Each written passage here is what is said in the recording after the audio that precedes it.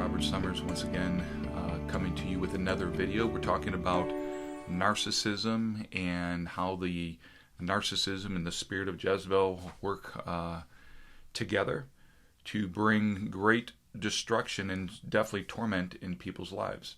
Before we get into that, I want to first off thank you for stopping by and checking out our channel. I want to thank all of you that subscribe to this channel. If you haven't done that already, please go ahead and hit the subscribe button down below, and we certainly would appreciate that. Also share the channel.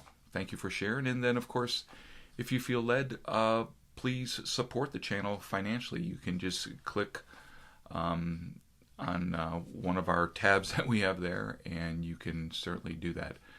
But let's go into this today. I want to talk about narcissistic corruption. And we need to be aware of it. We need to understand it so that when we see it, we know what to do with it. Today is about identifying it. You know, one of the things about a narcissist, or those that have narcissistic characteristics, because not everybody's a narcissist. Quite frankly, most are not. But people do have narcissistic characteristics. And those characteristics can be just as dangerous as someone that's a narcissist. See, a narcissist basically has a sense of entitlement. And with that sense of entitlement, they have a strong need to exploit others. They specifically look to seduce people, whoever those people may be, and bring them into their created web of destruction. Now, these power-hungry megalomaniacs, they have little to no regard for rules, for boundaries, and they definitely will not have any regard for law. Remember, a narcissist is a master manipulator, and they're very, very, very good at playing the game of corruption, even to the point of writing their own theatrical script, capable of being a box office bestseller, whereby everybody else is wrong and what they do, even as corrupt as it may be, is okay. See, they play by their rules, right? And they believe that they're entitled to special treatment. And a narcissist sees themselves as superior and, of course, must dominate everything, including law. Now, this doesn't have anything to do with their level of education, doesn't have anything to do with their achievements in life, their financial status, or what have you. A narcissist believes they're right in virtually, if not everything. So the narcissist exploitation of others is designed to establish and maintain a power gap, distance, between themselves and other people, which could be you. Now, these type of people may not necessarily have anything of their own, any ownership of anything, but what they will do is they will use others to get what they want. You see, narcissistic corruption, which I'm certain many of you are probably familiar with if you haven't already experienced it. Narcissistic corruption includes using other people, specifically what other people possess, their resources, their credit, their money, their life, or even what somebody else has achieved in life. A narcissist will look to exploit that and use that for their own gain. Now, we can go really deep into this, and for the sake of keeping the video relatively short, under 15 minutes, let me just give you just a few examples of what this narcissistic corruption looks like. Because so many people that we talk to, so many people that we coach in our professional coaching here, helping people get through the devastating effects of being in a narcissistic relationship, or being somebody who's have a propensity to be codependent, has difficulty setting boundaries, and doesn't know how to extract themselves from the narcissistic web, even when they may no longer be physically in place. You see, it's not necessarily just the physical component of being with a narcissist that brings tremendous amount of pain and suffering in one's life. It's the soul tie, it's the emotional link, the tether that is connected with that or in that relationship to somebody that, again, is narcissistic. So what does this narcissistic corruption look like? Well, again, we could give you many, many examples. Let me just give you a few, and I would even recommend that perhaps you have something that you would like to share. Go right ahead. Put that in the comments. Let's create some type of community where we can have dialogue on this. I don't come to constantly just have, monologue, but dialogue. I'm sharing with you guys some things that I'm finding that, from what I'm hearing, has really been blessing in helping many people. So here's an example. A narcissist in their corruption will use other people. They will use their credit. They will use their good credit to buy products, to buy services, to fund their toys or their habits, their addiction. They'll use other people's credit to buy themselves status, going out to fancy dinners, playing golf rounds, whatever it may be. Investments. They'll even use your money to make investments for them and use your credit. Now, this can include friends. It certainly can include church family. So a narcissist in their corruption will actually look to manipulate you, control you, and enter into some type of relationship where you would give up or contribute your credit standing to them. Oh, they're very good at this game. And they can manipulate, they can intimidate, and get you to sign your name or give your credit for everything that they want to accomplish, knowing full well that you will receive no benefit at all. And again, this can include friends, it can include church family, it can include business associates. It's not necessarily limited to any one particular person. It can include family members, parents. It can include grown children, where grown children will utilize the credit or the capital of, let's say, grandmother, grandfather, or even parents by manipulating, controlling them, looking to dominate in their game of destruction and use that credit knowing all the while that they are not concerned about somebody else's credit standing or even paying that person back.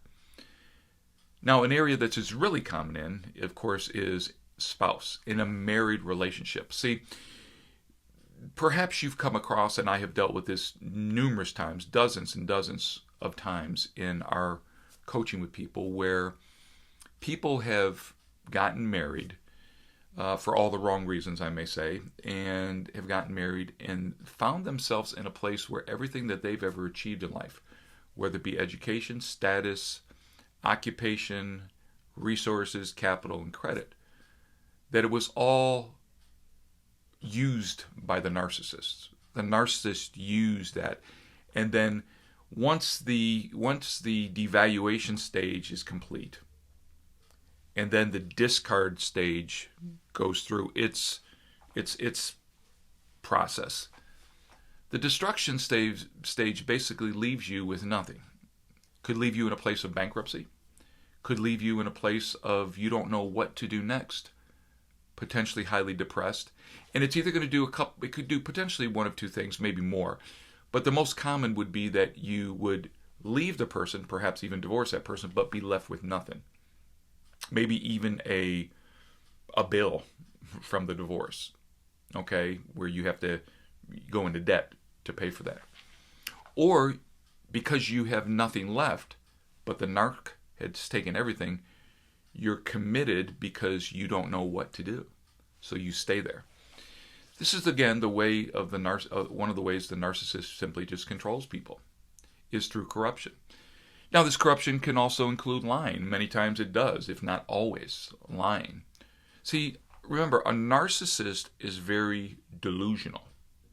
Okay, very delusional. They have created a pseudo-identity for themselves because they have to anesthetize their own internal pain.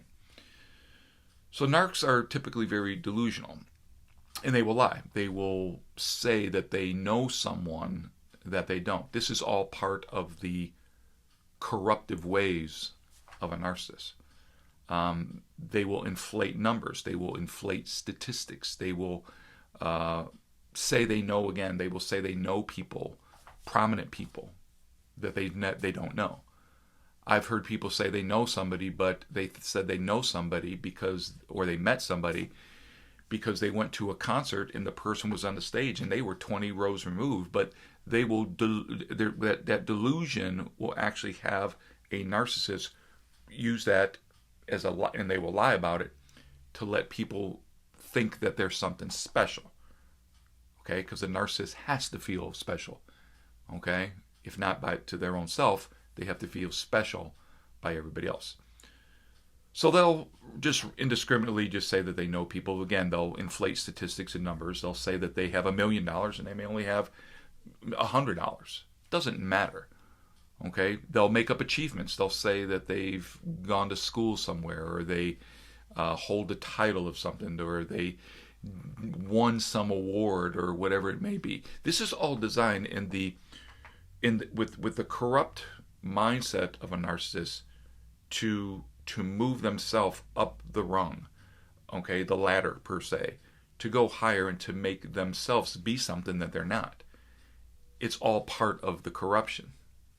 Because if they can make themselves look like something that they're not, then there's a greater chance that somebody will actually invest in them, even in terms of capital, money, credit, what have you, because they feel that this person must be important and know what they're doing. But they, in most cases, don't know what they're doing. They just lie. And of course, they'll make up capabilities. They'll make up, their expertise, that they're capable of doing something. They have no problem taking money, charging someone, or taking their credit, whatever it may be, and say that they have experience in an area that they don't. For example, it could be somebody that says, give me, $50,000 and I'll take that because I have knowledge in the stock market, or I have knowledge in real estate, whatever. I will go do this, or we'll flip some things, or whatever it is that they'll do. Again, they will lie about their expertise, making you feel that you're dealing with somebody that knows what they're doing.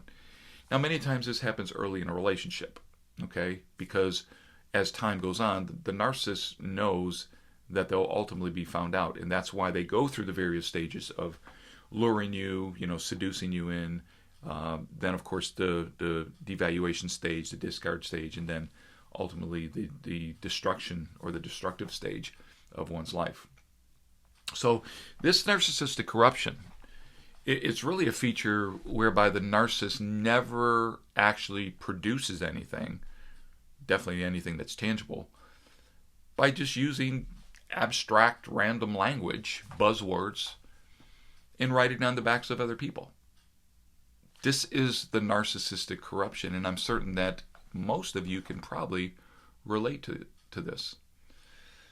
They'll even have, for example, somebody else sign contracts for them. They'll do deals. They'll want to structure something here, but they won't sign their name to it. They'll buy cars, homes, toys, motorcycles, boats, whatever it may be. They'll have somebody else sign for them after they sell their narrative to that person that somehow they're going to be able to pay for it, and they'll lie about that. They'll show you that they have no problem falsifying anything, but it's all designed to make you buy in to their own destructive behavior. They'll double dip, okay? Narcissists and those that engage in, and most do, narcissistic corruption, they'll double dip.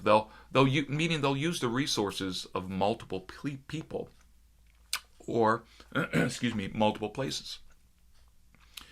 So they'll think of it this way: what they're very good at is they're very good at playing both ends against the middle. Said another way, they straddle the fence, or they play both sides of the fence. I should say, not straddle. They play both sides of the fence. They're kind of like a double agent.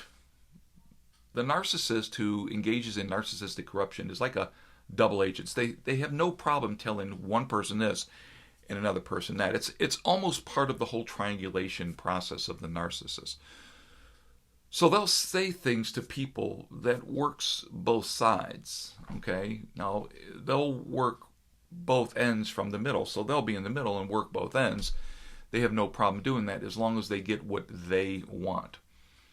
So what they'll say is they'll say something like, they'll tell you, I can get person B to invest in your company, okay?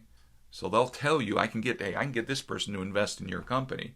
But then they'll go to the other person B, and they'll say, hey, I can get you, I can get person A, being you, to invest in your company and play the game. Okay? So they're very good at rolling things over. If you are following me here, they'll roll things over from one place to the other place. See, the narcissist and narcissistic corruption leaves a very long trail of breadcrumbs. The problem is ultimately those that chase after those breadcrumbs will find it too late and end up going down the rabbit hole of destruction. So there you have it, narcissistic corruption. Perhaps you've experienced this. Perhaps you're coming out of it. Perhaps you haven't experienced. I want to tell you to beware of narcissistic corruption. It'll come somewhere. It'll be in either the seductive stage, the devaluation stage, the discard stage, or the destruction stage. Most of the time, it's typically going to take place somewhere either in the seductive stage or between that and the devaluation stage. All right, well, hey, again, thanks for joining us here today. Go ahead and hit the subscribe. Hit the thumbs up, please, if you like the video. Put your comments below. Perhaps share something that you have experienced or somebody else has experienced. Narcissistic corruption. Beware of it. All right, we'll see you next time around. Again, thank you. Bye-bye.